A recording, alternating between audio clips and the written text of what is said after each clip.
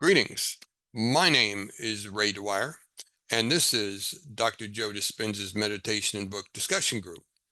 Tonight, we are talking about the book, You Are the Placebo, Chapter 9 and later Chapter 10. Chapter 9 is titled 3 Stories of Personal Transformation.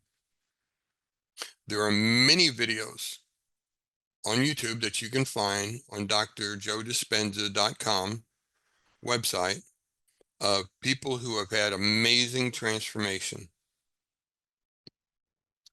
He puts those there for the purpose of you receiving the idea of possibility. Until you understand deeply the possibility, you might not reach for it because you will think, according to our society, that it's not possible to make these kind of changes. Well, let's take a little walk through this chapter and see what is possible. Laura's story is the first of the 3. At age 19, Laura was diagnosed with a rare degenerative bone disease called polystatic fibrosis dysplasia.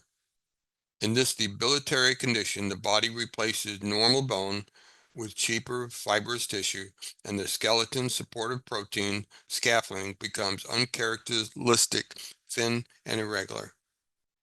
Her bones just quit being strong and hard, and she just starts getting weaker and weaker. On the next page, page 200, it was like some sort of nightmare. Laura's life, as she knew it, seemed to suddenly be over. Laura's perception of her limitations, both real and imagined, began to dominate her life. What she perceived she could be was changing to being very, very limited, and her prognosis was a heartbreak. She felt powerless, small, and fragile, and she was filled with anxiety and self-pity. Any of y'all ever catch yourself in a hole so deep you just pity yourself? You just think, oh, what a mess am I? I've been there, so I'm not pointing a finger because God knows I've been there. 201. Laura's father had been a violent man for as long as she could remember. Even once his children had grown, each member of the family had to be prepared for the wrath of the man's quick-moving fist. That will mess the child up. The bruises heal, but the heartache, the mind traumas, they sometimes never go away. Although Laura didn't know this when her condition was diagnosed, the emotional charged events as she experienced growing up with her father had been branded into her implicit memory system beyond her conscious mind, programming her biology and changing her original state of being, just like the Cambodian ladies. Remember the story of the Cambodian ladies who actually lost their sight because what they saw was so horrendous? They're emotionally turned off their ability to see when their sight function was there, but their minds were so in pain from the actual horrendous events of Cambodia and those few wars of the Khmer Rouge, that they just let themselves be blind. How bad does it have to be to do that? Wow. Because that response was automatic, she wouldn't be able to change it as long as she stayed trapped in her emotional body. There is the trap. Do you have things that are trapped in your emotional body? I've been doing this for a few years, and I've recently found a trigger that was nice and well hidden, and it played up this month. I'm having to really work on it because it gets to really deep boyhood in me. She could only analyze her state of being equal to the emotions of her past, even though the answers she needed existed beyond those emotions. She didn't know. You can only choose to the limits of your knowledge. That's why Dr. Joe says, by knowledge, you make choices. By choices, you have events. By events, you change your heart and start your new circuit in your mind. But it starts with new knowledge. If you gain knowledge from the same teachers that you had before, it's like going to a restaurant where everything tastes the same no matter what you order. You ever have one of those? You need new knowledge, probably from a new teacher. Stage right. Enter Dr. Joe Dispenza.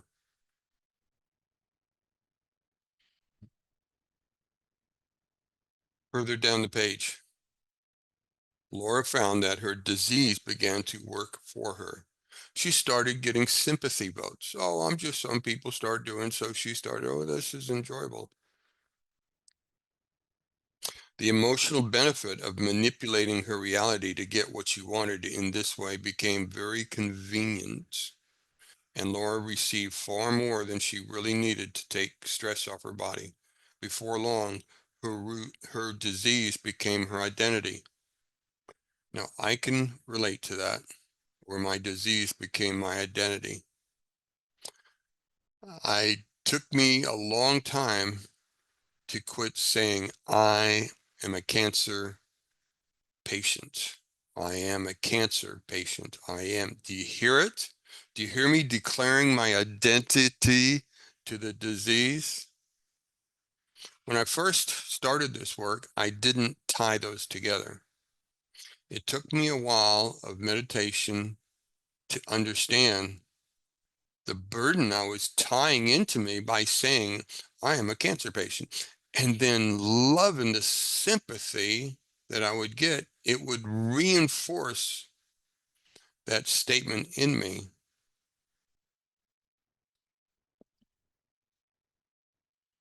I have cancer in my body. It's a world of difference than adding I am to that. You understand? Be careful when you use that word I am. It's a hard one to unprogram once it gets in you because it goes deep.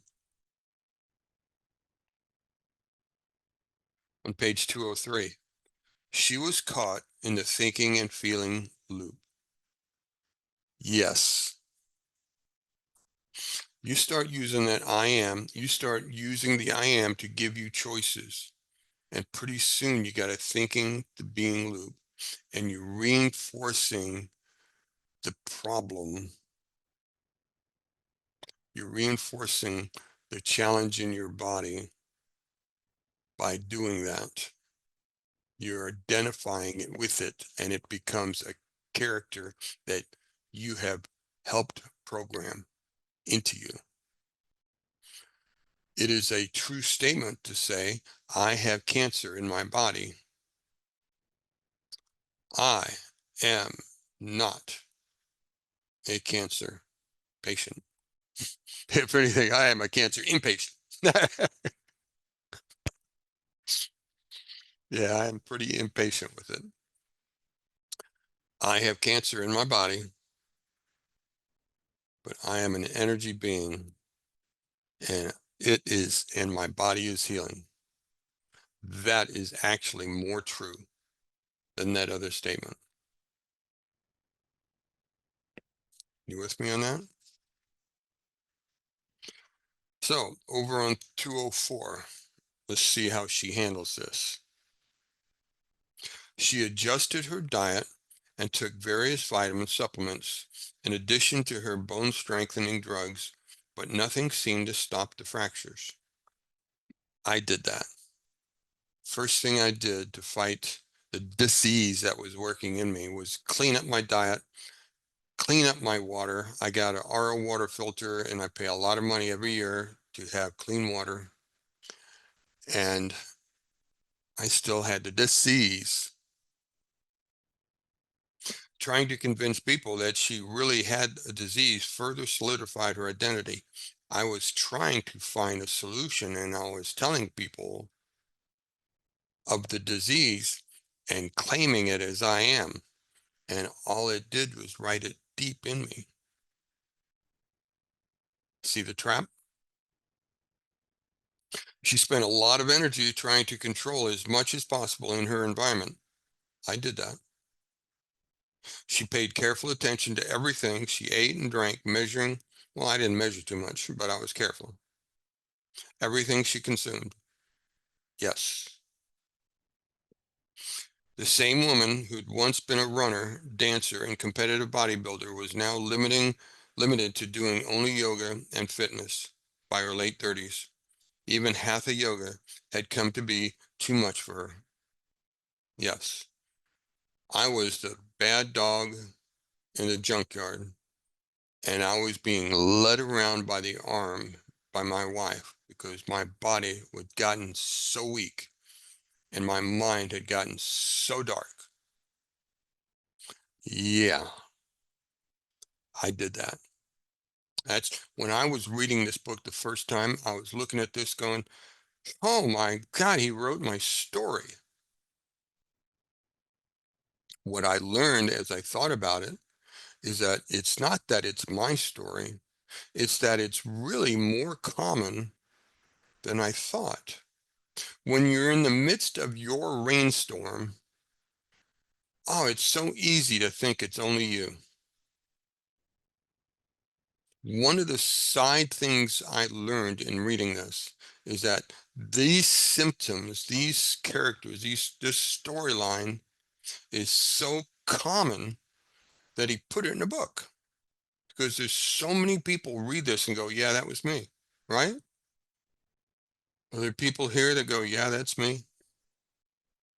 She did make some attempts at healing through therapists. Yeah, I did that. She woke overwhelmed each morning, overcoming with feeling of dread. Yeah, I did that.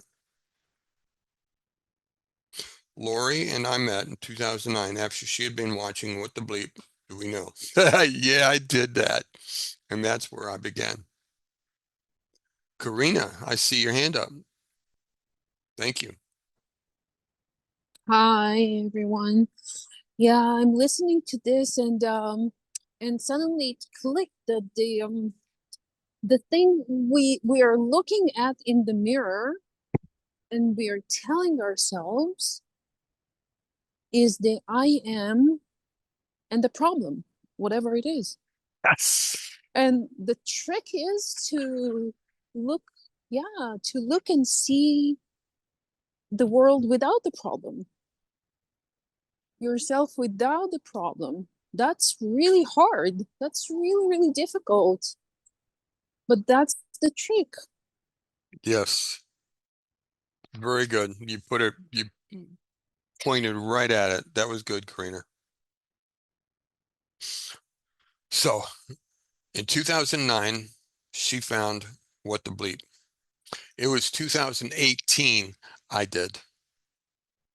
But once again, the story's the same. She found 2009, she found What the Bleep, and I started investigating the authors and the speakers in that crazy movie. The very first thing she did, almost immediately after that first weekend course, was to stop sharing her diagnosis. After she went to What the Bleep, she went to some workshop, I forgot what it was called, and she quit telling people her diagnosis and started creating a new I am statement for herself. It took me a while to learn that. I didn't have anybody to talk to. I had no one to talk to for more than 2 years. And then I found that lady that was running the the meetup page called Dr. Joe Dispenza's Meditation and Book Discussion Group. Jenny, sweet lady, and she started talking to me, and I started finding community, and I haven't let go of the community since. Over on page 2006, Laura chose to focus on where she was headed in her future. She learned to start getting future minded and letting go of the drama of her past. To do that, the first ingredient is somewhere she discovered hope. Laura's next concentrated on was changing a few simple behaviors, just little things in her behavior. In order to assign meaning to what she was doing, she reread her class notes religiously and kept in touch with the many fellow students. The most important word in that statement is meaning. Remember what the ingredient for a placebo is. It's the story, it's the meaning of the element. Watch the meaning of your words as you claim them to yourself. Laura worked hard at it, but it took almost 2 years before she could really feel those new thoughts. It took me 1 year. If it was going to take you 2 years to do this work, to have your breakthrough, would you quit? So now it's too long? No. Good answer. Because sometimes some people have worked on this and didn't understand it and just hung around the edges for 5 years. And then Mhm. all of a sudden something clicked and they go, oh, is that what he's saying? Mhm. You got me? There is no doubt this information works. If you ever go to one of those week-long conferences, there are people who getting transformative healings right in front of people, right in real time, right there and then, just doing what Dr. Joe says to do. So why don't we just do it? Well, it's what we've been talking about. It's all those programs in our head that are hiding and distorting and misleading us and telling us we're something we are not. Laura worked hard at it, but it took almost 2 years before she could really feel those new thoughts. It took me a year. She also reminded herself that she had to go through a biological, neurological, chemical, and genetic death of the old self before the new self emerged. That phrase is the definition of surrender. Mm. You ought to write surrender on the edge of the book at that point, because that is the definition. Somebody, what's he mean by surrender? She also reminded herself that she had to go through the biological, neurological, chemical, genetic death of the old self before the new self emerged. As long as you cling to your definition of this body, you're stuck with the limitations of this body. You are the placebo. She Ray, felt, yes, oh, yes, Bonnie? that that really dug deep with me right there. That's like, I mean, that says a whole lot. Yeah, That's a lot of stuff going on in your body, you know? yeah, And yeah, that's a lot of stuff you got to do, but it's important. It's like the summary of the whole chapter of the book pretty much, huh? yeah.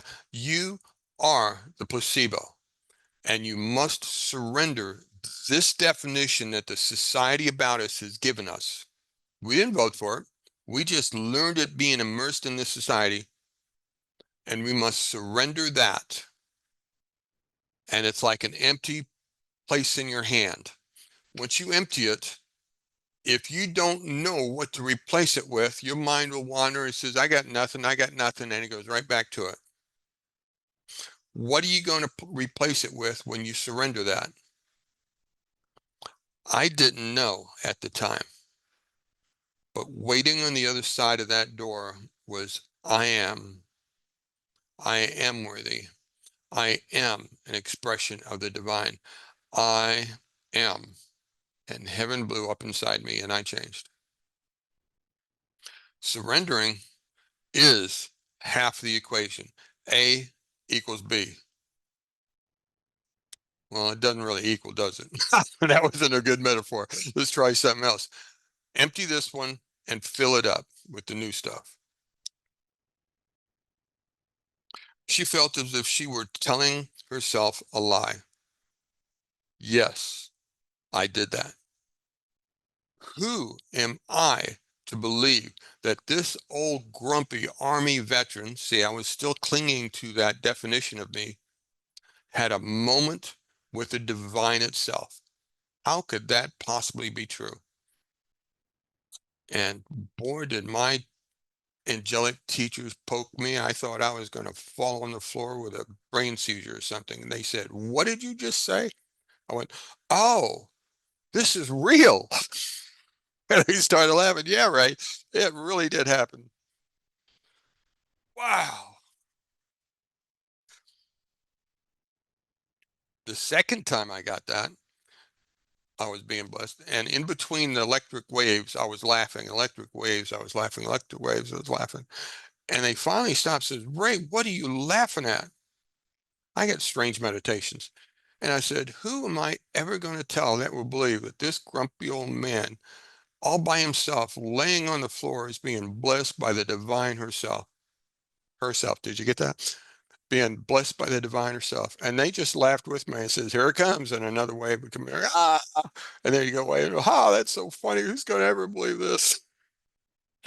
Come to find out, people do believe it because they're working on the same thing I was working on. See, I didn't know that I wasn't the only one. I was here in this little room all by myself. I thought I was the only one. Everybody else is normal, and I'm the only one that's doing this stuff. And then I started watching all the testimonies, and with open eyes now, because I understood what happens when you transform. Transforming is not a body thing, it's an energy thing. You change the energy and the body transforms. But first, it's the energy transformation. It's going from what I was to who I am. I am an expression of divine. Whew. And the body transforms. Laura kept limping into the workshops, grumpy at times and grateful at others. Yeah, I did that. And she kept at the work. She also assembled as many local fellow students as she could to meditate together. I didn't invent it either. I just took this and went, "Oh, Dr. Joe says gather a group. Here I am." And we have a group with a single-minded self of inner transformation. She cried, she laughed. I did that. She knew she was no longer alone. I did that. You with me? This consciousness has actually been paying attention, realizing that was an overwhelming change for me. This consciousness, not my consciousness, the divine consciousness was actually paying attention to my offer, my efforts. You want to know something that will really unravel you? Someday on your journey, as you cross that doorway, you'll hear your name called. And you know it won't be an accident. You know it's right at you and they will call your name.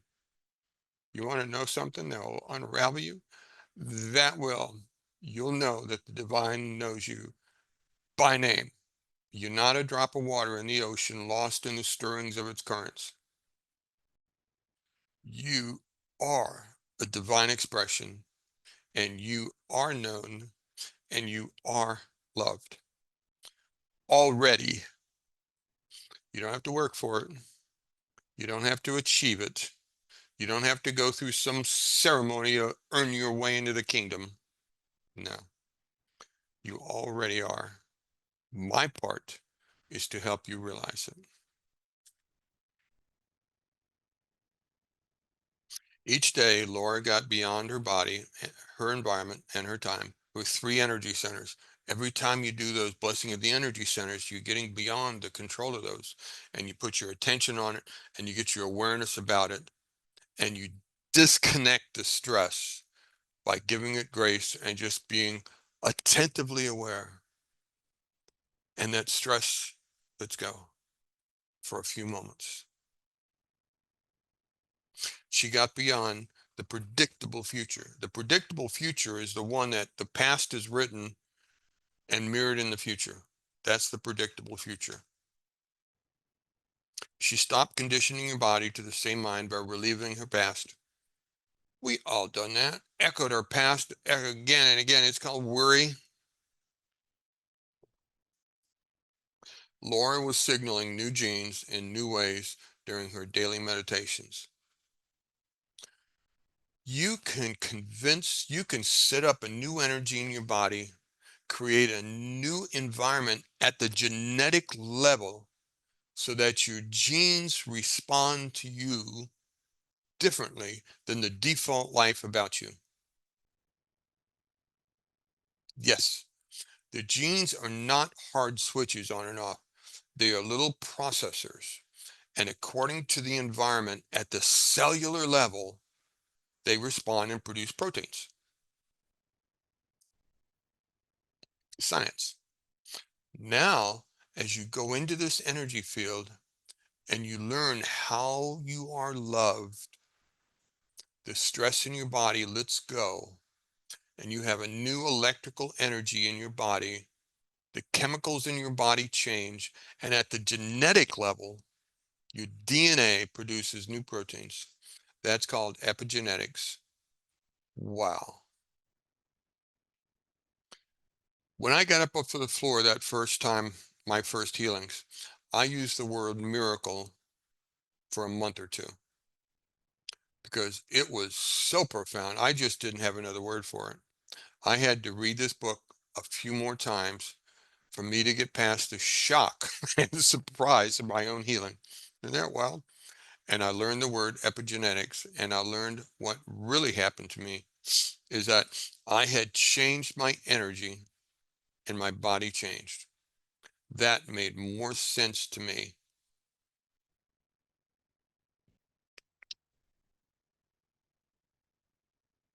Laura even put notes everywhere. I did that, except I've got a whiteboard here, and I had notes all over it. And she wrote, "I am grateful." Yeah, I did that. Isn't it amazing how you can see your story in somebody else's story? Did you think that you were alone in your journey? I did. On January 13th, when she saw her orthopedist again, he told her that for the first time in 28 years, she had no evidence of fractures. September of 2019, 10 years after my first cancer diagnosis, 6 months after my meditation event, I had my first full body scan. And for the first time in 10 years, I was told I was all clear of all cancers. 1 year after I started doing Dr. Joe's work, I did that. Just like she did in this book. This book is about possibilities. It's not saying I did it. I could be a unique person. It's so common. He put it in a book as an example to you for what's possible. I hope you got that. Her doctor recommended that she resume intravenous biotherapy for the first time in many years. Laura was heartbroken. She goes, "Oh no." I did that. A year, 6 months after my all clear, I had a colonoscopy and they said I had colon cancer. And just like she did, she was heartbroken. So was I.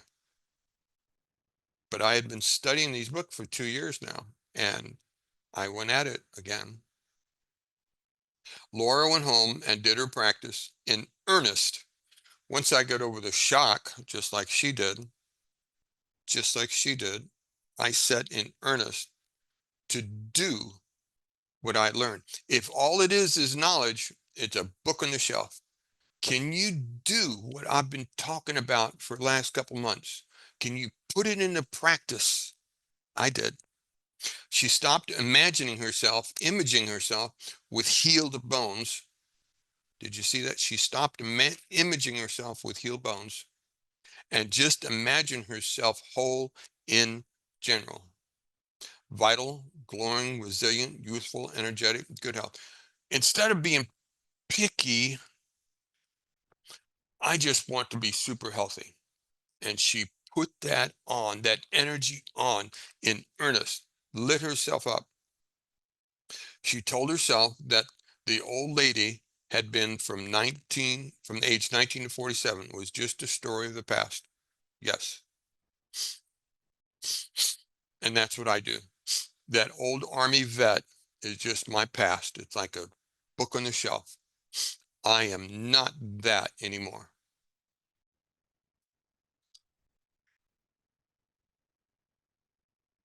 And so, for no reason, I simply was grateful and persistent ahead of the experience. I wasn't waiting for the results to make me happy and thoughtful. To show you, share with you possibilities. Candid's story. They both felt jealous and insecure, so the communications was frustrating at best. They each were haunted by unfulfilled expectations that the other had no hope of it satisfying. So they had Candace had an unsatisfied life. This became her new identity. Her personal reality was creating a new personality. Candace's external environment was controlling how she was thinking, acting, feeling. She became a victim trapped in her own life. Do you have a condition that has set up a trap in your mind where you feel victimized by it? That's a trap.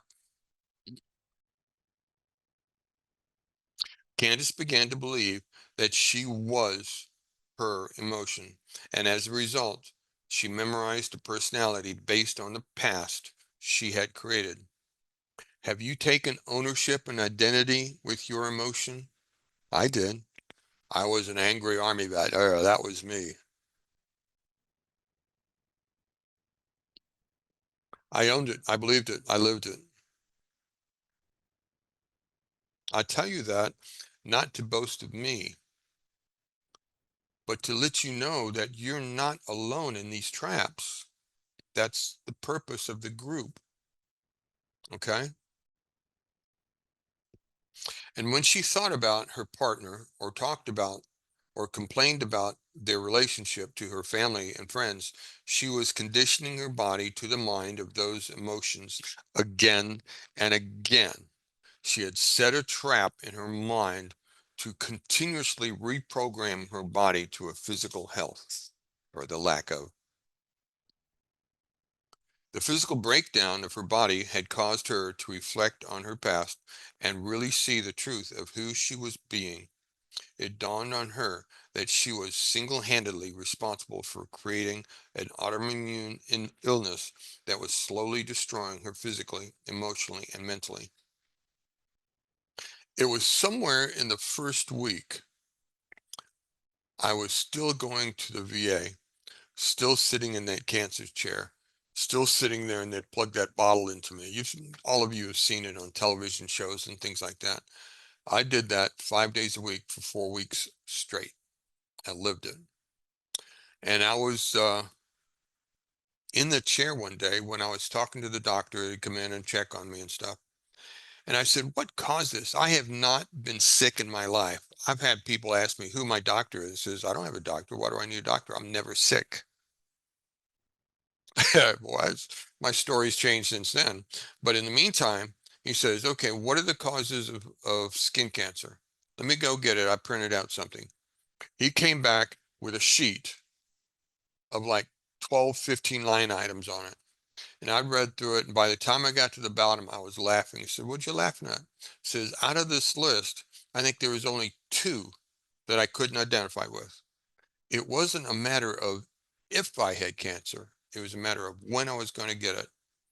That statement, I owned the responsibility of that cancer, physically in the expression of my life.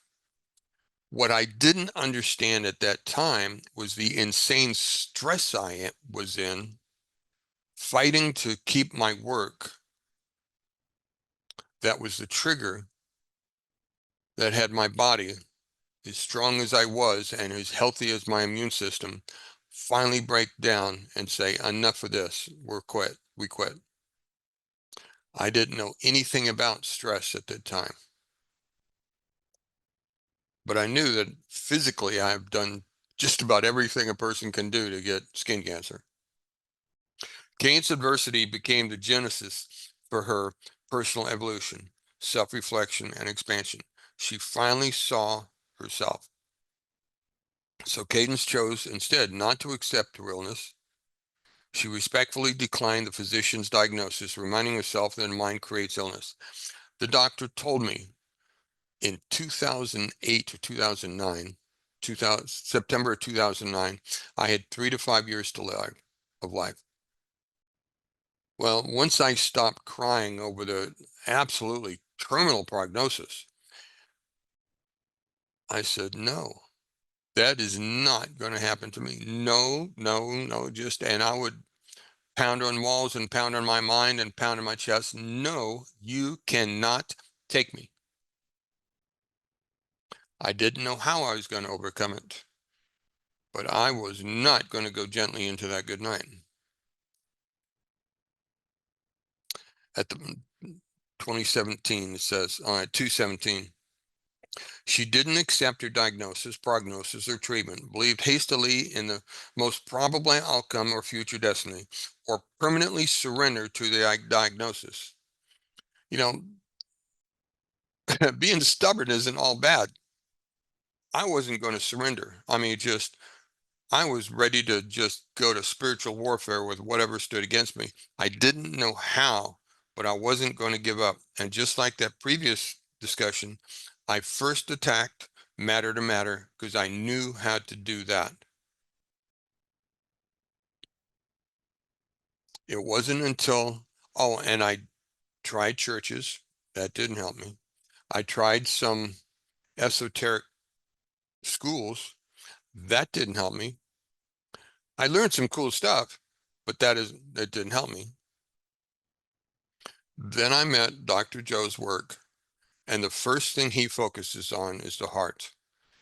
And I blew up and went, there it is. The pain in my heart became real obvious once I started focusing on it. She'd have to make a choice with an amplitude of energy that was greater than the hardwired program. And there it is. Can you choose? I didn't even understand what my choice was. I just knew from Dr. Joe that if I keep looking at it, I will find it. And that finding it, that self-awareness will give me what to choose. Candace wanted to be happy and healthy, so she fought hard to regain her life. I did that. Every day in her meditation, Candace worked on overcoming her body, her environment, time. I did that. Do you see a pattern here? I hope you do. This isn't casual stuff. You got to really, really want it. Over on page 220, Candace realized that she didn't react the same way to the familiar conditions in her life because the old fear-based emotions were no longer within her body. There it is. Oh, I get my strings pulled sometimes, but I know my way out of it now. Right on the other side, Candace's anger, she found self-love. Yes. Right on the other side of her frustration, she discovered patience and gratitude. On the other side of victimization was creator, waiting to create joy and wellness. I do that now too. Do you understand what this is about? Okay. Let's just skip the last one and go to chapter 10. This is where the science meets the meditation. For those who have your book, this is going to be interesting.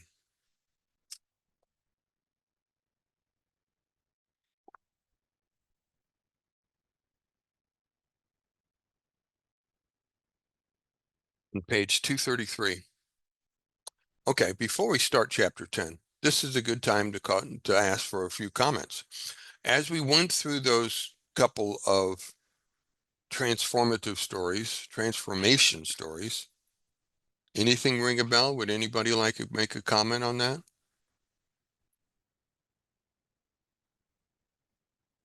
Wow. I read that stuff and just went, wow. Did you identify with the same things? Olga, thank you for raising your hand. Could you relate to some of those? I hope I can relate, but I didn't achieve such results that they achieved for now. I hope I'm in the process. And the stories, yeah, they impressed me so much. And Let me help you a little bit. Do you feel like you're the only one going through it sometimes? sure. There is the first step, is to realize you're not.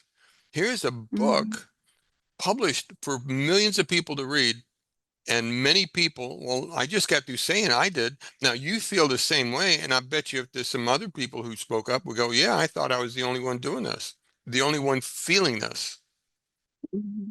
Did you take some of the steps are you taking some of the steps that she did to get free?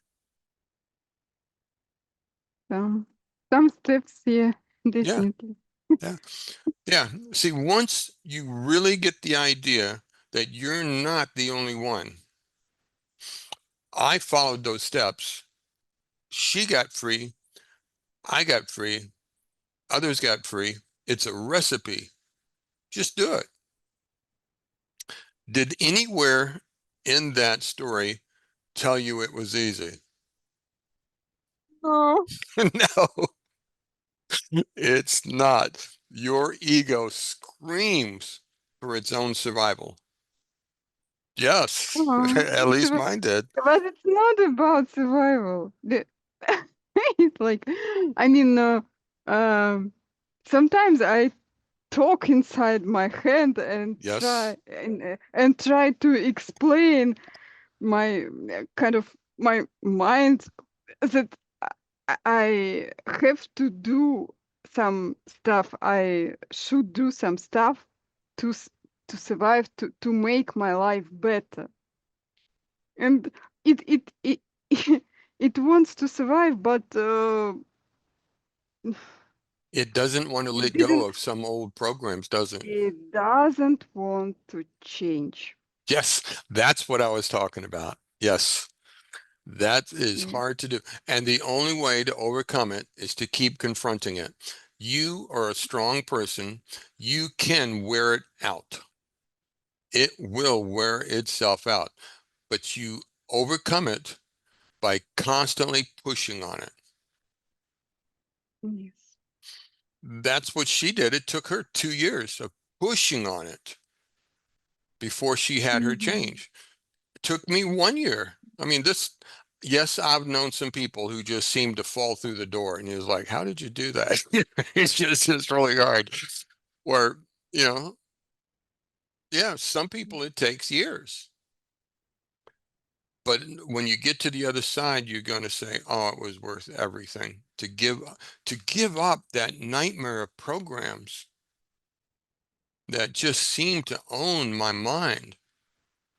You just keep pushing against it. Just keep pushing against it. Keep doing what they said, dreaming your future self into existence.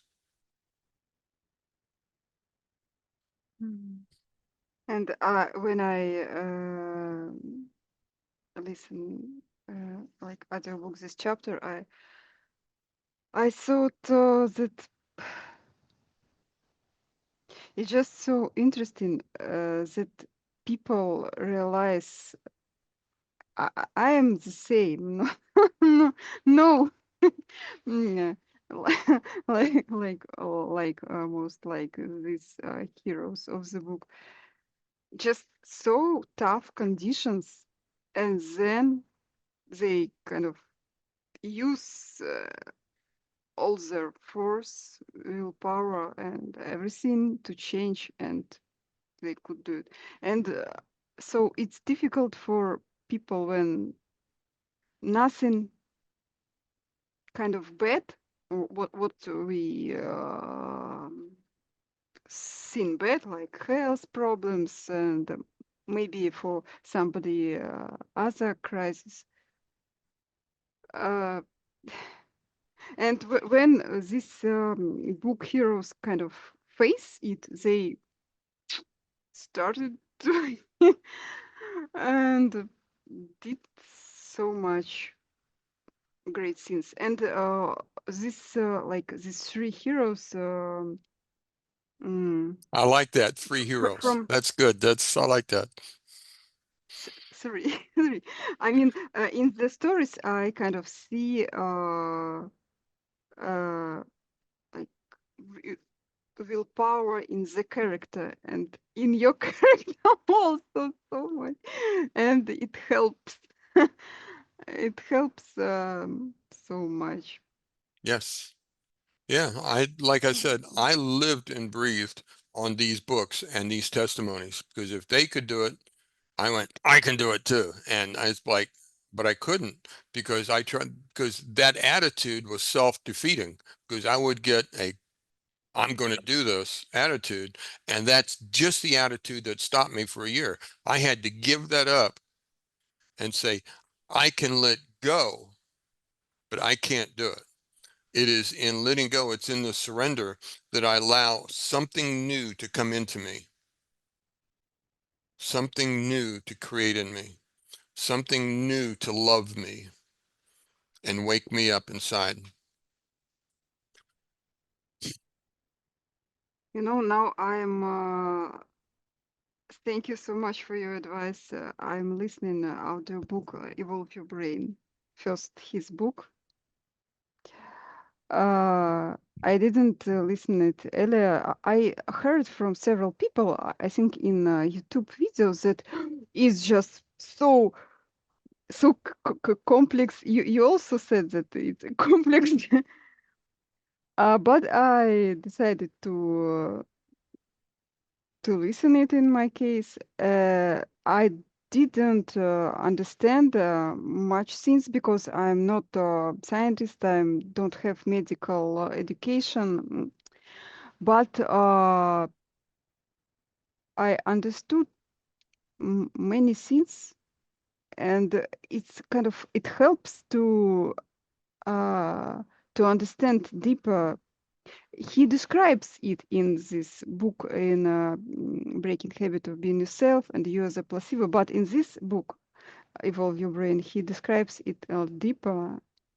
I mean, this stuff like our brain works, how it is. So yeah, and I'm at the end of seventh chapter, and he said that we just need so much willpower, free yeah, Yeah, free power, free willpower, just to change this right. huge narrow connections. By new knowledge, we make new choices, and in those Mm. choices, we have new experiences, and we begin the mind-heart loop. That's right. So Mm. you keep learning, you keep testing it, become your own scientist and test it, and create those experiences in your life. And eventually, you will wear out those no's. I find it fascinating how we've built so many no's in our life. And it's like, why am I saying no to me? It's like, I just thought it was the most bizarre thing to have in my mind someone go, no, you can't do that. You're like, what do you mean I can't do that? Just get out of my way. Yeah. See, you're not alone. This is really a very human thing. That's what I love about Dr. Joe's work. It's so human. Thank you, Olga. Thank you Anne so Marie, much. you had your hand up for a few moments. You still would like to say something? Um, well, I was just thinking about if anybody has had success using the work with mental health challenge. Mental health challenge. I am certified mental, otherwise known as military grade PTSD. I know I am because they send me a check every month because they recognize me as being mentally disabled to some extent. That was 15 years ago, and they still send me a little money for that. So yes, it But was a few years ago when I learned how to forgive, and I use the definition release as my forgiveness tool. Forgive is a very broad term for me. It's nothing to do with religious stuff. Forgive is to release ties to the energy that was pursuing my mind. And as I learned how to do that release, the nightmares that I lived with all my life disappeared. And now I sit with a quiet mind. I still tell stories about the first time I sat down and my mind was quiet for the first time in my life. do you ever struggle with, like, because I know there's a lot, I've experienced a lot of peace in the breath work, but sometimes the breath work will actually make me feel like I'm coming out of my skin. Sometimes the meditation will make I'll feel worse. Well, yeah, he does talk about that, right? And you just kind of gotta push through it. But it's hard when it's like your mind, because it's scary. It's not hard, it's scary. You know what I mean? Or does it sound, or not To really? some degree, someone once asked me, if I've got a nightmare scenario and I've got hundreds of things shouting at me, which one do I put my energy to heal? And I said, that's easy. And they said, that's easy. Yeah. Whichever one's in your face right at this moment, right? Don't go looking for it. Wait for it's in the face. And I had to think about, why do I do that? And then it occurred to me, because this one I'm already resonating with. And it's going, yeah, yeah, yeah, you're so terrible. You're so this, you're so that. And what I learned as I was working to do this and learning to do this is that because it's in my face, it's the heart's cry to say, it's my day to heal. Will you heal me? And you said you what did you say? You focused your energy. You release the energy of whatever that Whatever, because if the it's in my ailment was. face, it's an event in my long distance past, and I've got some kind of tie, some kind of unforgiveness, some kind of bitterness that I'm holding on to, or it wouldn't be in my face. And I learned, when it gets in my face, one, I have a relationship. I have a heart's tie, an energy tie to it, or it wouldn't be there. And two, I learned how to let go. Remember that word, surrender? I learned to simply let it go. The event is written, this is my view, I didn't find it anywhere. The event is written in the book of life. It happened.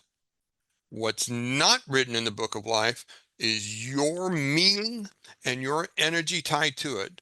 That is your choice. And we have given meaning to that terrible event. It was terrible and I want justice, right?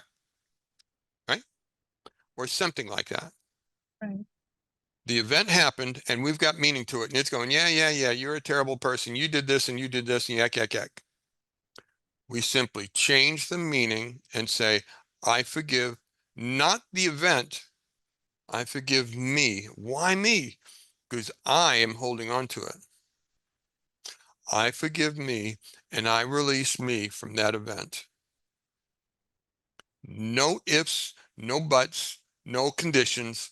I release me from that event. The goal is to have clean hands, is my expression, where I cling to nothing in my past. How does that work with continuity with your wife? I know Yeah. that sounds weird. Oh no, But that's a you know what very I good point. mean? See, my wife, I've been married with her 49 years. Next February will be her 50th anniversary. We dated 3 years before that. I met her when she was 11 years old. She had turned 12 years old when she came to my 16th birthday party my then current girlfriend gave to me. I have known her since I was a young person. There is nothing that interferes with that continuity between me and her. That is a love tie that is about as real as any imagined.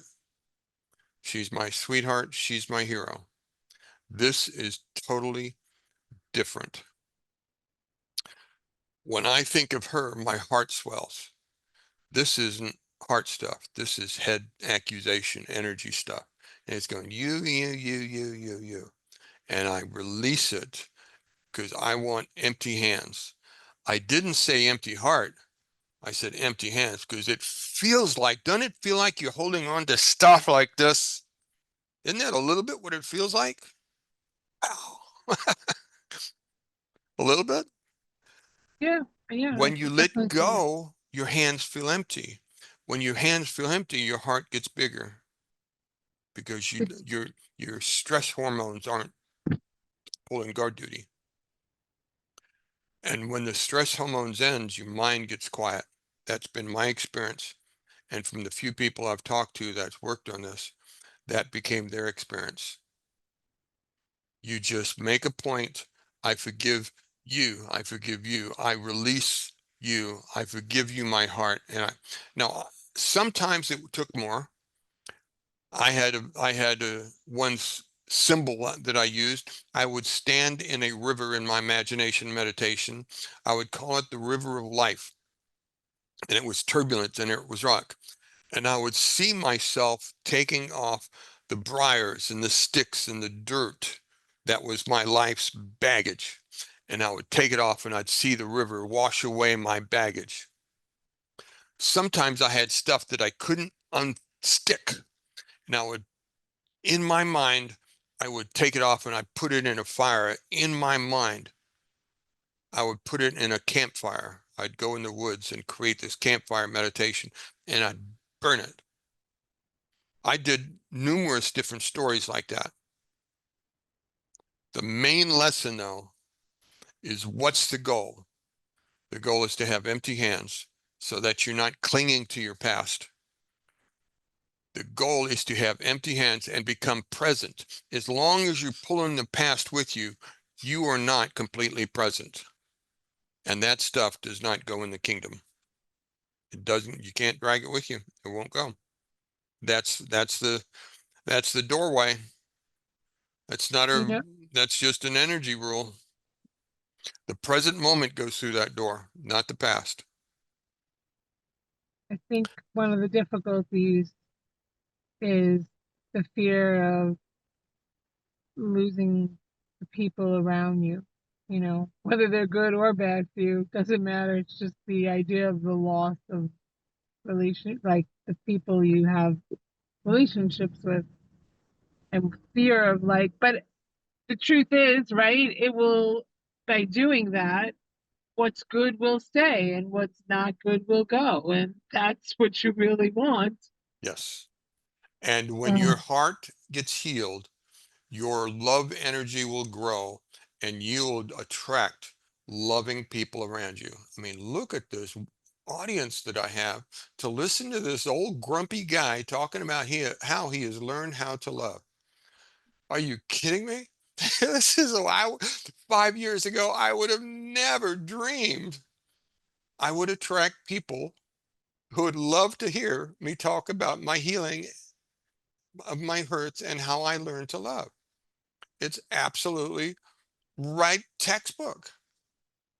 Let go of the darkness, learn to love, and you will attract people who will love to love you.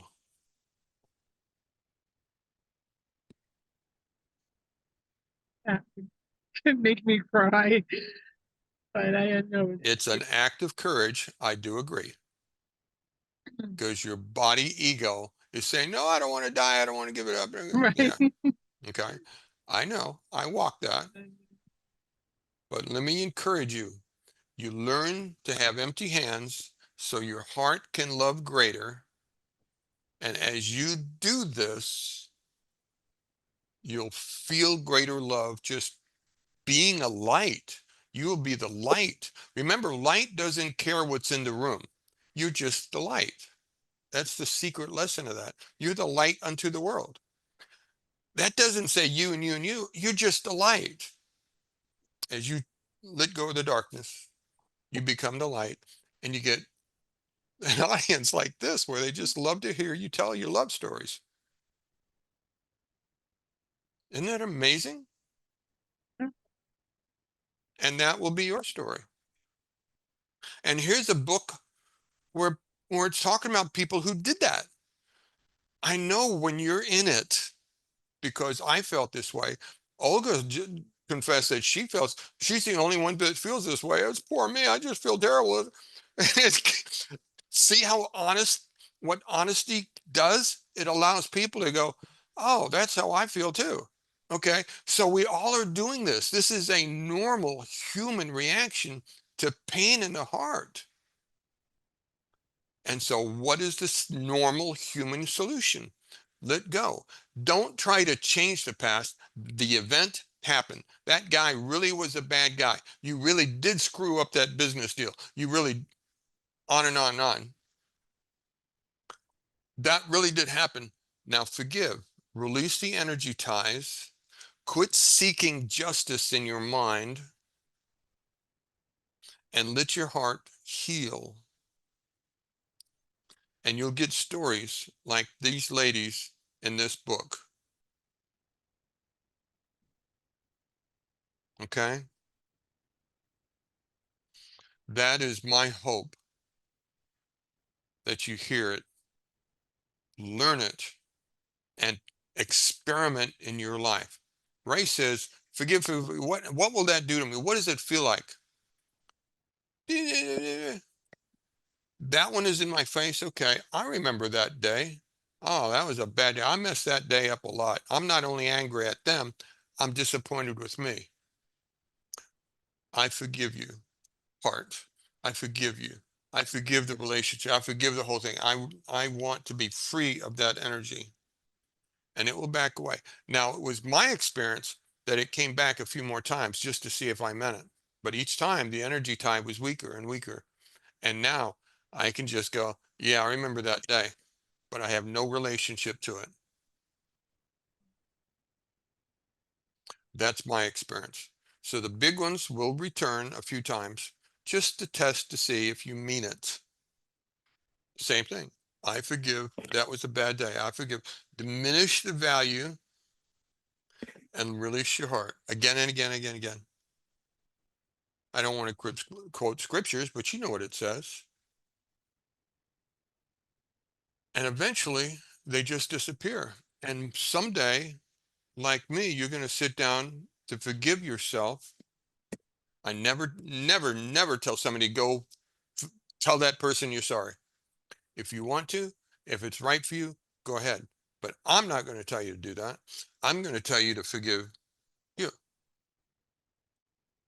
Once you release your heart, then you can be free to do whether you want to confront the other person or not. When you're still holding on, you're vulnerable. Don't do it. When you're healed, then you may decide. Until you are healed, don't go try healing somebody else's unforgiveness. That's a longer conversation, because where I went from my nightmares, I went all the way into my childhood, and I started talking to my little boy who was 5 and 6 years old, and found him sad and angry. And so my sadness and anger started as a child, and I worked through him. But first, I had to get past all my daytime that was driving me out of my mind. Then when that cleared, I found I still had heartache, and I found that in my child stuff. And I simply did the same thing. I meditated on that little boy, drew him into my heart, and loved him and forgave him and all that stuff that you always wish somebody would have told you when you were a child. And eventually he was at peace. And boy, was that a day to celebrate. I can still remember the day when I was getting up every morning, swinging my foot off my bed, and the first thing I would tell myself is I would think of that child, little Ray, and tell him, I love you, little Ray, and I'm proud of you. And after a few months of doing that, one day I did that, and the world went away. I moved into the meditative state. I'm still sitting on the edge of my bed. It was just like out of nowhere. And there he was as a child, probably about 7 years old. And he says, I love you too, old man. Oh my God, Mm. I had done it.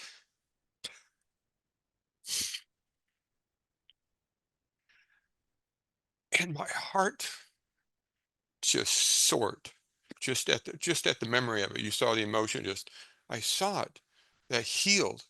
And wow.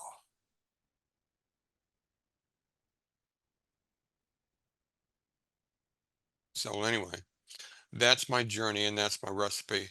And this is the book that taught me how to do it. Just right out of this book. Okay, that teared me up just remembering that day. That was Mm. big. That was I told my wife that I just had the biggest healing of my life. She says, no, Ray, it's maybe the second. She says, what? What was bigger? She says, remember the cancer? You wouldn't be alive if that didn't happen. I go, okay, I'll give you that one. Okay, this is the second biggest one. Mm. So anyway, so that was my story of how I healed my broken heart. Okay, let's start chapter 10. What's interesting about this chapter is that he uses pictures to tell the story.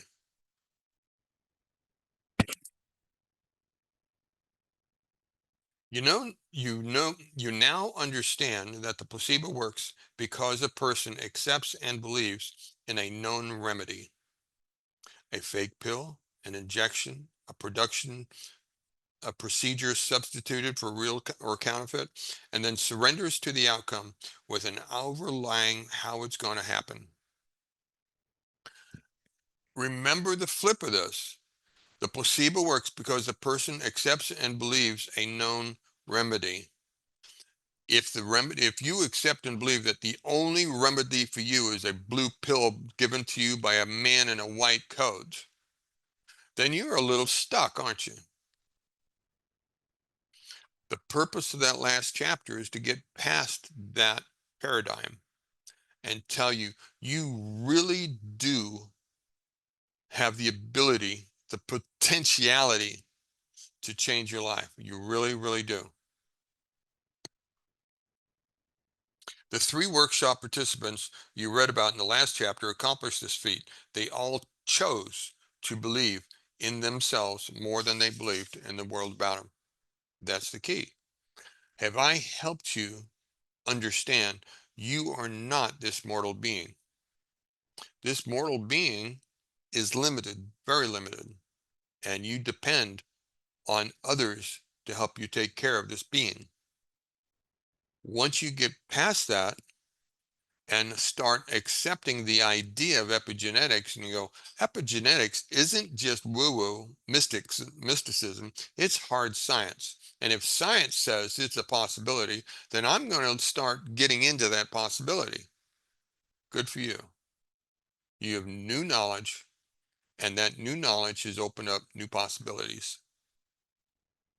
Once the unknown beyond the senses becomes known experience with your senses, you'll be on the path of evolution. Once the unknown, but how do you learn that unknown? It's called practice, and the meditation is written by Dr. Joe's group. I did lots of meditation. Well, I don't know about lots, but I did some meditation. I belonged to some esoteric groups, and we did some meditations and some ritual work and stuff like that. It didn't touch me. Why? Because it didn't get out of here into here. It was all stuff I learned and stuff and fancy, and it was cool stuff, cool information. Dr. Joe went from here straight to here. And I went, ouch. In other words, if you mentally rehearse that unknown future with a clear intention and an elevated emotion and do it repeatedly, then based on what you've learned, you should have real neuroplastic changes in your brain and epigenetic changes in your body. That's how it worked. This isn't even exceptional. That is the equation. You got it? You're healthy people, relatively. I mean, just I'm healthy people, and I'm dying of cancer. Forget that. I know that sentence. I can tap into the epigenetic equation, and I change. So instead of aligning your faith and your belief in something known, can you place your attention on an unknown possibility, and then by principles discussed in this book, make the unknown reality known? That's a little twist. I'll talk about it. By emotionally embracing the experience in your mind enough times, you can move from the immaterial to the material, from thought to reality. The known is what the pharmaceuticals tell you. You need to take this pill. Have you ever read some of the effects of those pills? They give you one little, okay, this will cure this disease. And they create 6 different problems in your body. It says, I don't want that. That's the known. What is the unknown? The possibility that I can do something different, healthier. And if I practice this, can I make that unknown possibility a known reality? And I did. So I can. This chapter introduces the scientific evidence shown on how our students did just that. Do you think you're the only one? It wasn't just in their minds, it was in their brain and in their body. That's the statement from top of page 236. And I added the last 2 words. It's not just in their brains and in their body. After you read these stories, by the time you get to the second part of the book, you'll have more intention behind your inward journey, because you'll assign more meaning to what you're doing, and therefore you'll get better results. Remember, that word meaning is one of the statements of a placebo. Without a good storyline, your heart goes, what are we doing? The blue pill, what's the meaning of the blue pill? You know, well, it's just said, take the blue pill. I don't know what to do with it. I have this meditation experience where light enters me. What is the meaning? The meaning is that the divine itself is energizing my body and giving my DNA new instructions. When you have an experience, what meaning do you give to it?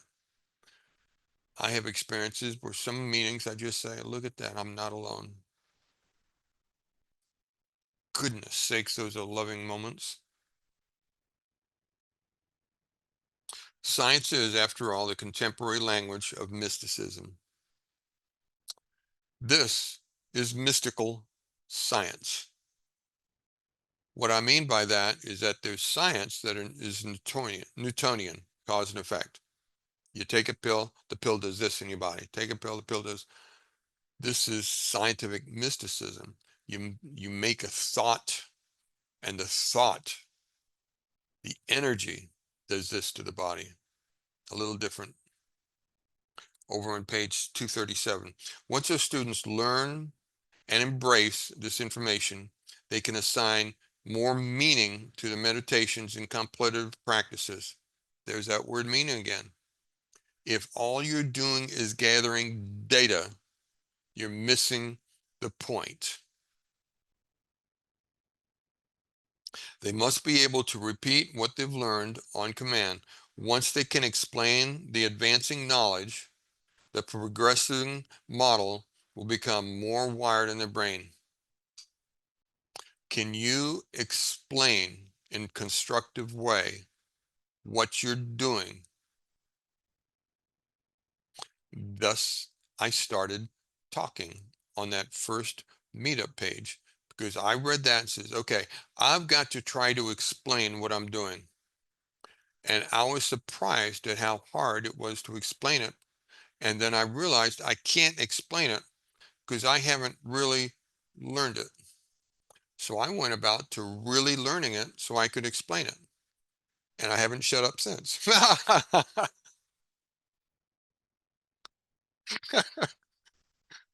But my society, I go play bridge at places and I do other things to people in my community, and they don't hear any of this. But give me an audience that understands, and I got something to say.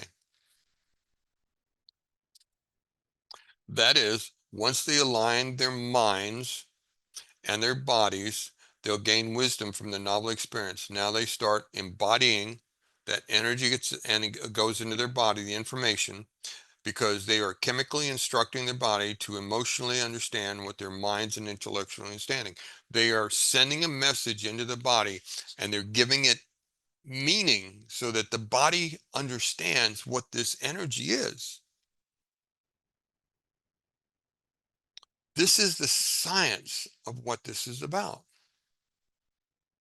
Doesn't it amaze you that you join a meditation group and come to find out you're studying science, not woo-woo, not mysticism, but human behavior and human possibility?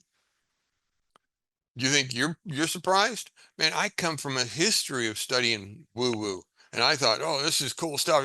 And I come into this and I start learning science. I start learning the science of the mind and epigenetics and quantum physics, and it's like all this stuff. And it's like, believe me, I was surprised. I didn't know this would take me there. But for my mind to receive it and trust it, I had to have a foundation. And that foundation is science.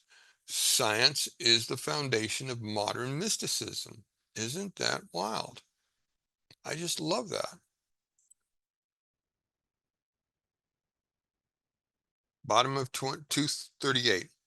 My intention was that once these measurements were obtained, the data would then become more information that I could use to teach participants about the transformation they were just experiencing. What is he talking about? I built in notes. He's talking about building confidence and trust. If all I did was teach you magic and get my little crystal thing or light candles, half of you would just go say some funny words and just disappear. But that's not what's going on here. We're using real science to explain real human experiences. And that's why I'm still here. Because I had studied enough woo-woo that I didn't need another mystic teacher.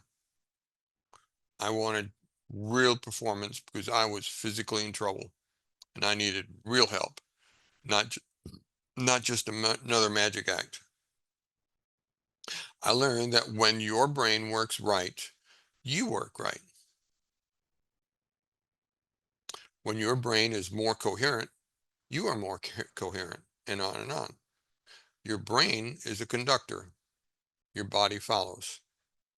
It's when your body is conducting that you're messed up. Not necessarily. I got poked for that one because Dr. Joe says 95% of our day is run by a subconscious mind out of our body. But when our brain and heart is incoherent, our whole being is more healthy. First, moving beyond the analytical mind of beta brain waves and entering into a more suggestible brain is a skill. Before we go much further, you had to cross that bridge. This is a skill. In the meditation we did prior to this, he talked about becoming aware of the space about yourself. Some of you are still trying to project your consciousness. Awareness is the goal. And conscious and attentive awareness is the achievement of that goal. When you are busy, attentively aware of what's going on in your field, you have turned off your senses and your stress collapses and you're at peace. Even though you're busy in your meditation, your body relaxes. If all you do is achieve that, you begin to heal to some degree.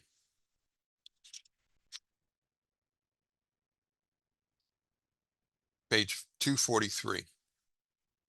She was still in her conscious mind trying to change her subconscious mind, so she was keeping herself separate from operating system where true change resides. It's a story about a lady they were monitoring in this conference, and she had volunteered and they had a head thing on and stuff, and she was trying to be a good meditator, and she was trying as hard as she could, and the harder she tried, the worse the brain pattern went. She didn't understand surrendering. She didn't understand going into the space and going into awareness. So she was trying to be attentive, and that's not how it works. When we are matter trying to change matter, it never works. How's that for an absolute statement? It's our consciousness and our energy that influences matter. Our consciousness is the I am. Our energy is the expression of that I am. Our body is the expression of that energy.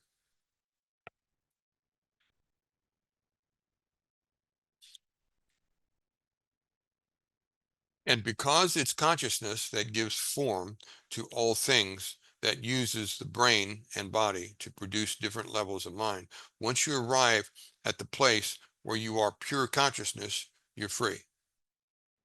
So as you go into the meditation and you move into the space and you become aware of space, you become less aware of your body and you become more attentive to space. Even the energy stress of your mind falls in the background and you become consciousness, no body, no place, no time. How long have you heard Dr. Joe say that? He's not kidding. That's the goal. Awareness, attentive awareness, is the goal. Because as you get there, this world starts falling away because you put your attentiveness, your occupation, your alertness, your mind, your energy into this. This quiets down and you blow through the top of your mind, and the gate number 8 opens and you go into that place of consciousness. Dr. Joe's been talking about this from the beginning. I'm just using different words to try to help you understand. Only once they are truly present in this potent place beyond space and time, the place where all things physically come, could they start to create. I didn't read that right.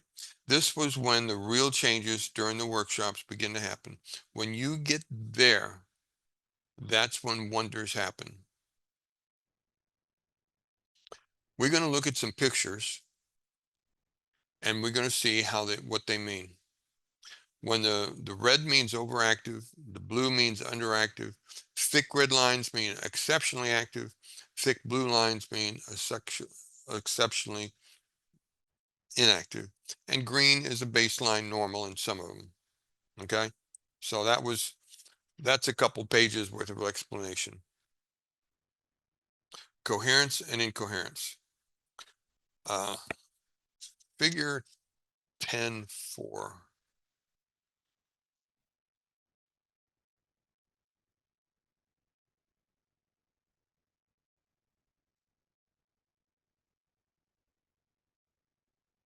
This is before meditation. Very busy, occupied mind. This is after meditation. The mind is peaceful.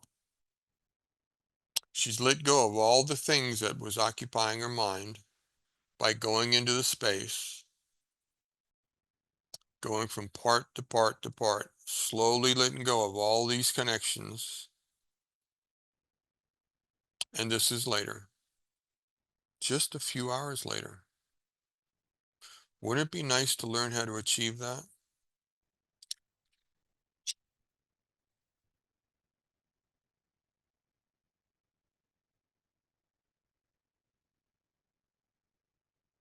Over on Michelle's scans, because Michelle lives close to Dr. Fannon's, we were able to track her progress for more than 5 months, taking a series of 6 months brain scans. Take a look at the before meditations on 10.5.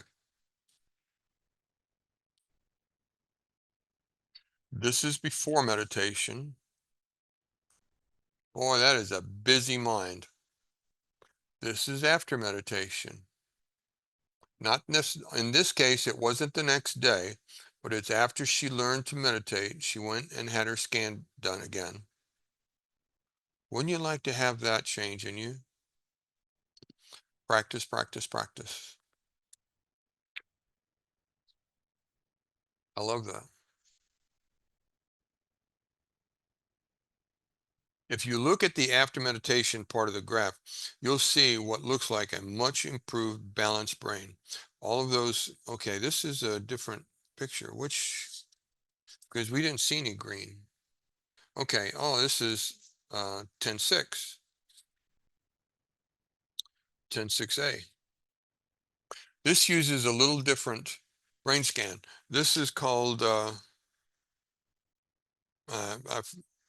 the Z-scores. This is before the meditation. Hyperactivity. Oh, the blue is very depressed and the red is hyperactive. So I think she has Parkinson or something that's really low active and her brain is misfiring. After a series of meditations, the green means her brain is at peace. Isn't that amazing? And this is the part the book goes into where she is involved in imagery. That sounds really cool.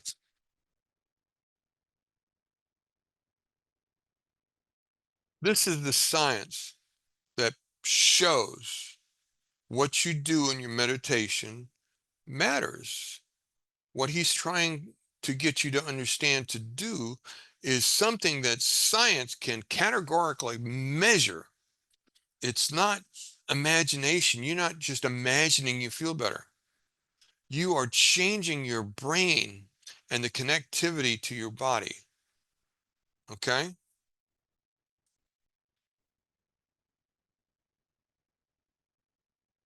Three months later, Michelle again had her brain scanned at Fannon's office on May 9th, 2013, figure 10.6b. Let's see what that one looks like.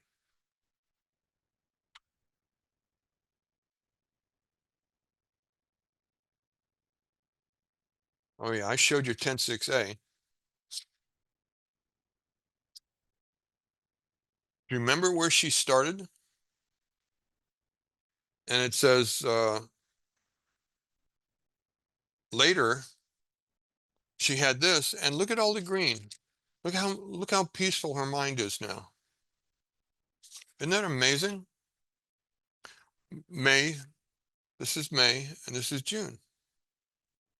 And it's just, she's overcome this crazy mind. She's not taking a pill. She's not in some kind of therapy. She's meditating. She's doing the work. I love that. This is not a faith work.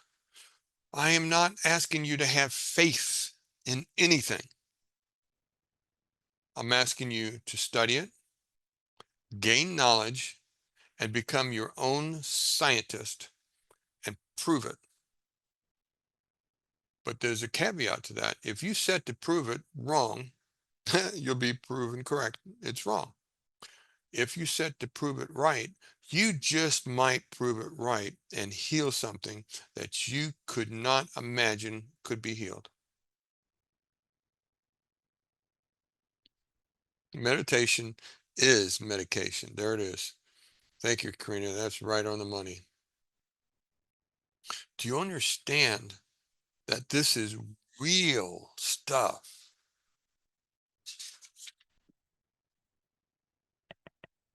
John Scan took a look at John's before meditation brands on 10/7.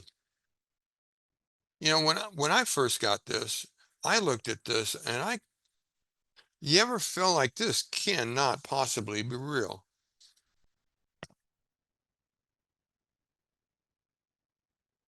Hypoactivity. Remember, blue meant the brain was not functioning at a normal high level. This was him before meditation. His brain was depressed and not working. Here he is after meditation. All that hypoactivity has gone away and his brain's functioning and the parts are communicating. See that? His parts are communicating. He's got stuff that's low, stuff that's high, and he's got a peaceful time here.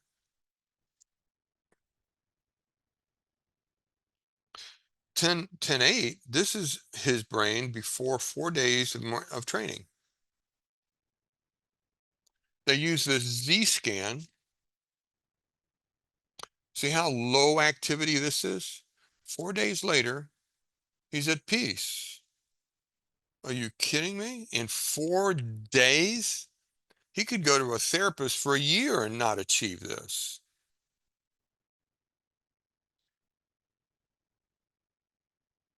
What am I really after in talking about this?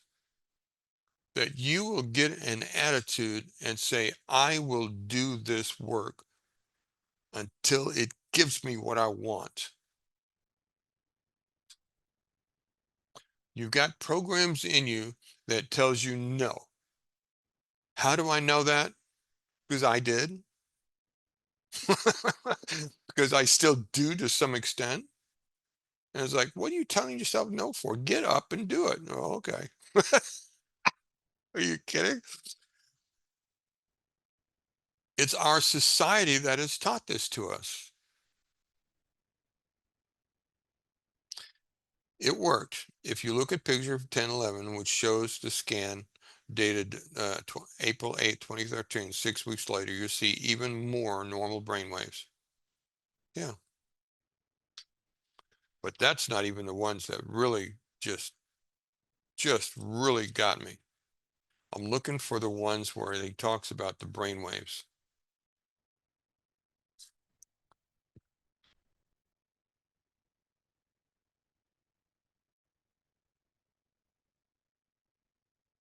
This is a normal EEG brainwave. Everything's working, everything's fine.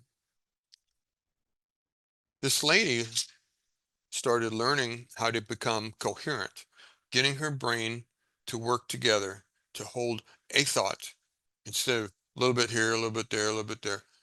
I know people that we even have it in our expressions. We say scatterbrain because they got all this stuff going on at the same time and they're having a hard time doing anything because they're scatterbrained. That's what worry does. It scatters the energy of your brain. But what is a symptom? Is there a science that can prove that you're not? Is my point. If scatterbrain is that, what does not scatterbrain look like? This is a normal brainwave. That means nothing's really coherent and they're just functioning. They're getting along the day. She goes into meditation. I love this stuff. And that same person starts cooking. These brain cells wake up. These brain networks wake up and get coherent. See this line right here? Do you see how they're all jumping at the same time? That's going. See, here's another where you can see that they're very lined up, all these peaks at the same time, and here. That's coherence. Your brain is, all the parts that normally work independent are tuning together and making one energy.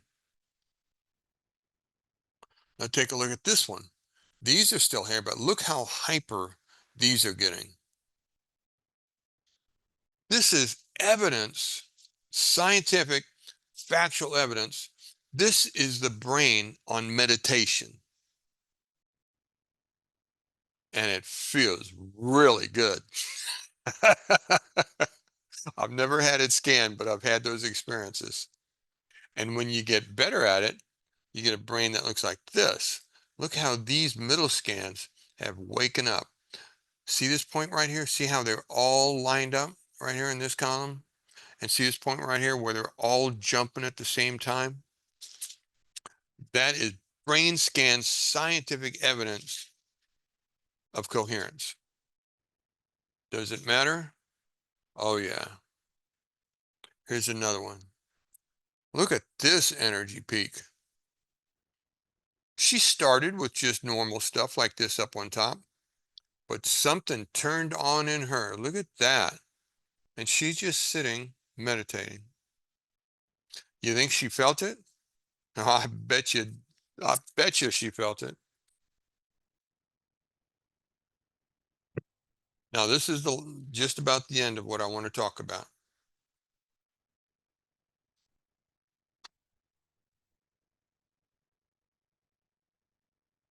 This is a normal brain scan. It says normal brainwave activity. This is the person before she went into meditation. And they're just kind of watching her for a little while and seeing what her brain does. This is an experienced meditation. It says here, Kundalini ecstasy experience. You don't get this graph without knowing what you're doing. This same person meditating.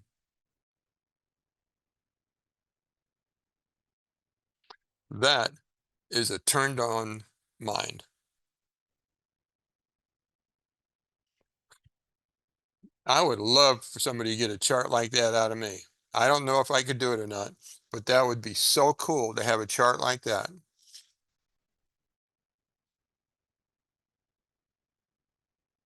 Why all this stuff? What tonight was about is to encourage you, to plead with you. Take this as a door pounding possibility. The possibility is there. Don't let those no's in your life talk you out of it. I know they're there. Why? Because it's a normal human thing. Our society teaches us no. Now take a peek at 1018. This type of red activity showing amounts of energy. Someone who didn't know that she was meditating, who just saw her scan, would say she was experiencing this extreme level of anxiety. If you just look at the chart, you think this lady's flipping out. No, that's just meditation. Look at 1021 and notice the difference between Maria's normal brain waves and her state of ecstasy. We showed that one where she's just her normal brain scan and then she turns on. She's sitting in a conference room with 1,000 people around her, and she just is a practiced meditator and she goes into a mental ecstasy. Wouldn't that be cool to be able to just sit down and do that? Now, I'm pretty good, but I don't think I can do that yet. If you look at Maria's scan, you can see that all areas of her brain were experiencing very heightened energy. That was that last one where it's just like, When the Kundalini energy is awakened, it can rise from the lower spine and reach to the top of the brain, at which point it can produce an extremely profound mystical experience. No kidding. Wouldn't you just think that was the coolest thing in the world if somebody put a scan on you and go, "Hey, Ray, you really cooked that time." I said, "Yeah, it was great." I would love it. I don't think I can get there. I could do maybe one of those others where just a couple of them were going. But that last one, she was cooking. Now, the last paragraph, and then it'll be your turn to talk to me for a minute. These few examples out of many that were documented. This Dr. Joe's been doing this. He's got thousands of these scans. Prove that it is indeed possible to teach the placebo effect. It's possible to teach it. It's possible to learn it. It's possible to do it. But that leaves the question, will you learn it? Will you choose and do it? Will you teach your body past the no's that come up in your mind? Will you? Please. Now that you've received all the information, stories, and proof of that it's possible, it's time for you to learn the how-tos so that you can experience your own transformation. The next 2 chapters will outline steps you can take to begin your personal meditation. It is my desire for you to put into practice all the knowledge that you've gained so far. Once you receive the tools that you need to cross the river of change, I hope to see you on the other side. Chapters 11 and 12 is the recipe. Chapter 11 is called Meditation Preparation. And chapter 12 is changing beliefs and perceptions meditation.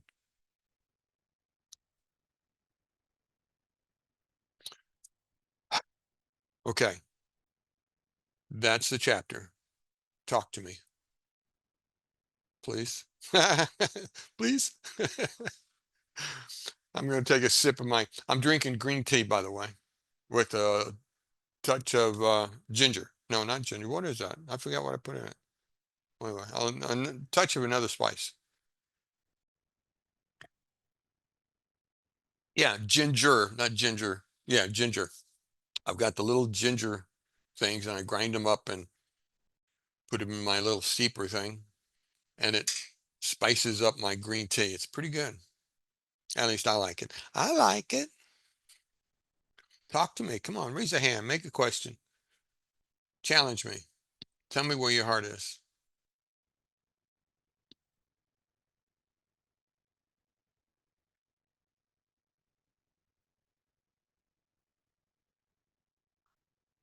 Well, I'm going to have a big empty space to edit.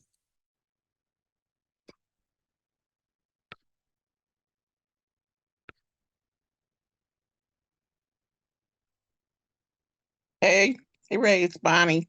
Hello, Coach Bonnie. Thank you Yeah, for speaking up. I was sure. starting to think I somehow missed my lesson. It's like, okay, I didn't reach him. No, oh no. You definitely reached us.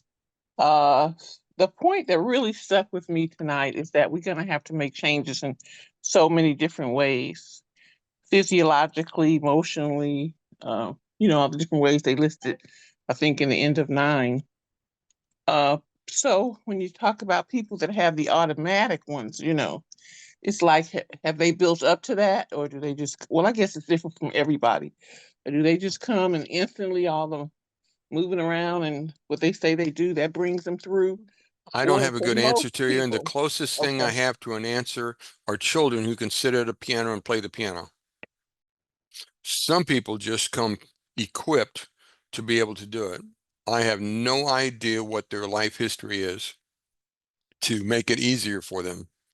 I don't even want to speculate on it. I just know that some people have natural abilities to do all kind of crazy things, and this is one of them. But that's the exception. What about the rest of us? The rest of us, here's the rules. To make these changes, you start working on things. And one of the first steps to change is getting yourself to accept it's possible. You gain knowledge and you go, can I do that? Nah, okay, I don't have to. Right? Once Yes. you get the knowledge, accept the possibility. And that's why we talk about these stories of transformation, is to let you know these people are dealing with the same inner struggles that you are. Their disease may be different, their location is different, on and on and on, but their inner struggle is very similar. Once you accept the possibility, now can you begin to practice and choose? And there's a few things that you work at first. You start forgiving the accusation that hold you to the past. You start learning how to go into the attentive space, not just space and be empty-minded, but go back there where your consciousness is occupied so you can let go of this stuff and then go into that nobody, no place, no time. And that's a skill. It's very similar to what athletes call flow. Artists do it, musicians do it. They learn a skill so deeply that their consciousness, their analytical mind just lets go and they can do it.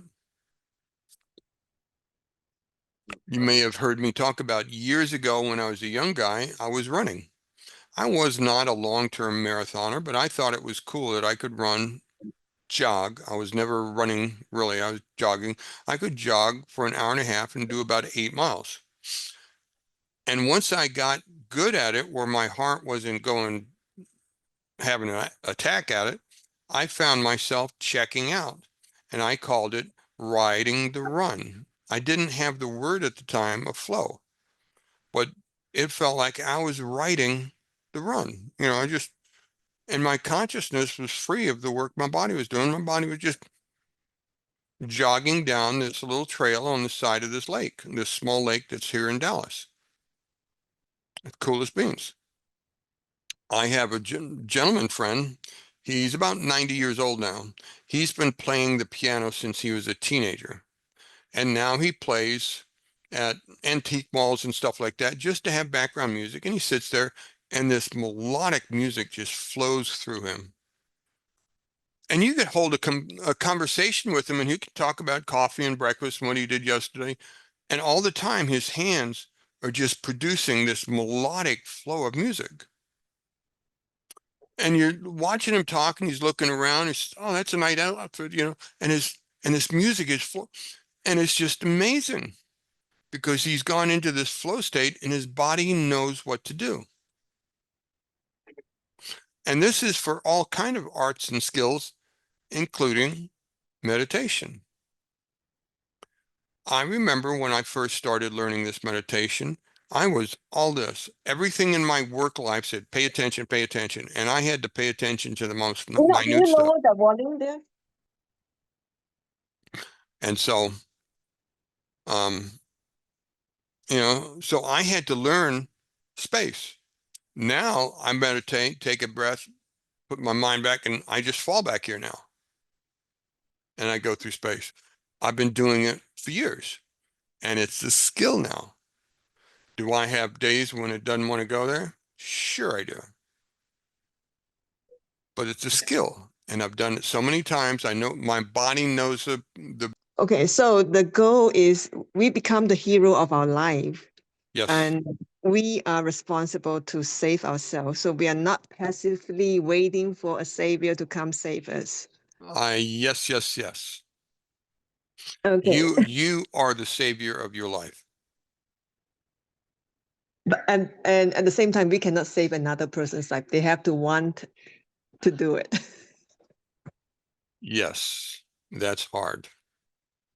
Okay, that's one of the hardest things because as Yes. women, we want to save so many people. Yeah, it's called interfering, and you don't want to do that. Show them. When I first started this work, I bought Breaking the Habit of Being Yourself, and I fell in love with it. So I went out and bought 5 more copies so I could gather people and yak the book. and I gave out 5. I gave them away. I didn't sell them. I gave them to a couple of friends. I gave them to just a couple of people I met in a coffee shop. I just, whatever it took to gather people to share my new mission. 3 of those books were returned, and the other 2 says, I've just put it on the shelf somewhere. I'm not reading it. Not one of them got involved in it. They read the first couple of chapters and went, pfft. And this is after I talked with them and got what I thought their interest. Okay. I don't do that anymore. You get somebody who pulls my string and they will get my heart. But I don't interfere with somebody saying no to this work. I don't. It would be a waste of my energy to do so. Now, what about coherence healing? What about meditating for health of somebody who is sick? I don't consider that interfering because I am not messing with their choice. I am loving them.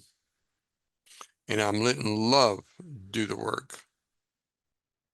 Okay. Yes, I understand particularly a mother's cry for her children. And her children is going, no, I don't want to do that stuff. Right?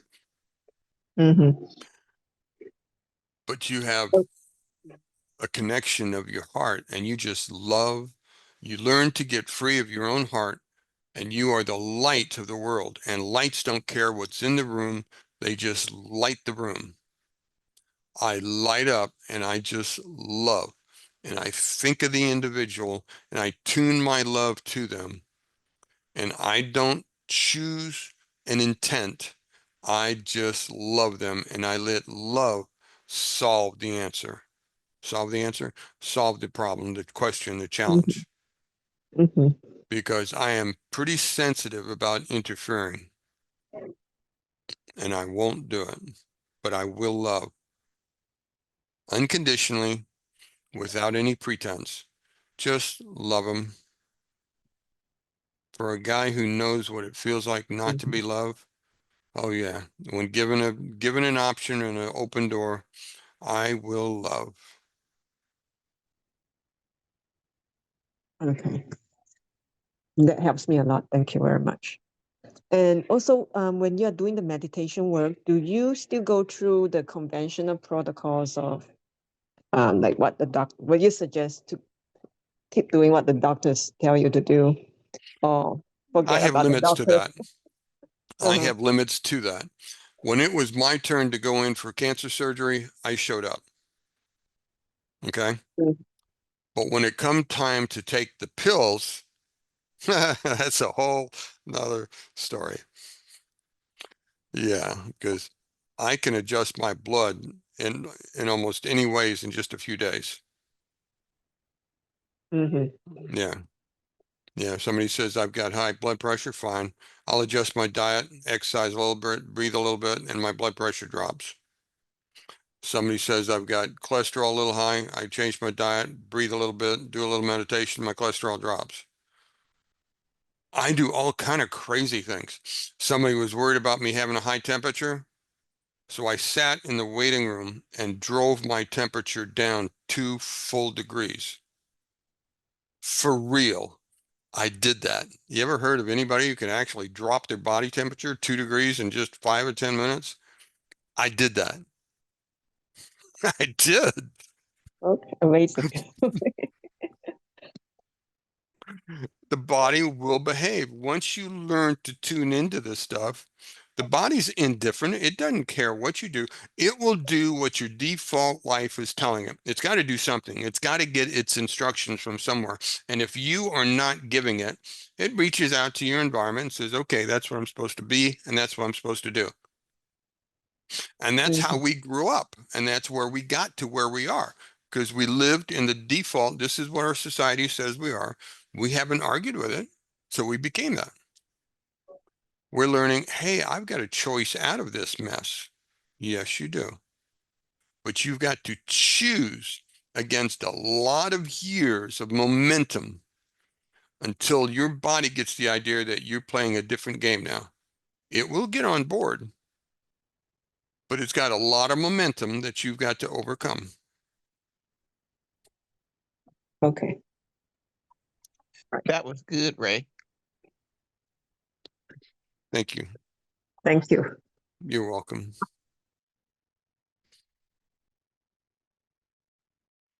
All right.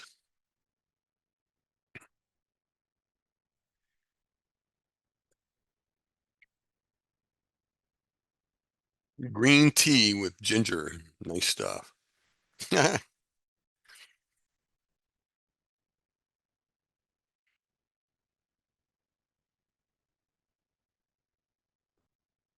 No one wants to talk about those brain scans. I thought you guys would be saying, what about this? What happened? What does that mean when it does that?